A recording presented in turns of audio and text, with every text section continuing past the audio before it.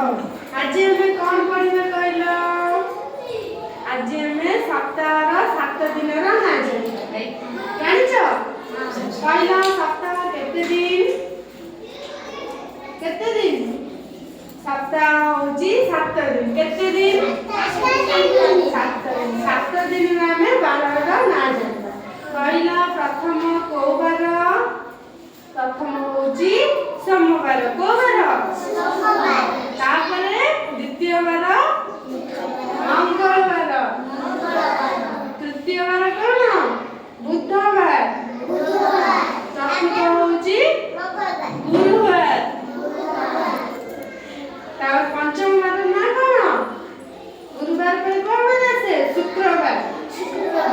ତାପରେ ଷଷ୍ଠ ବାର ହଉଛି ଶନିବାର। और सप्तम बार ना कौन? शनिवार पर को बार आसे? रविवार। मन रहला? आउ थरे को सोमवार बड़े बटे सोमवार मंगलवार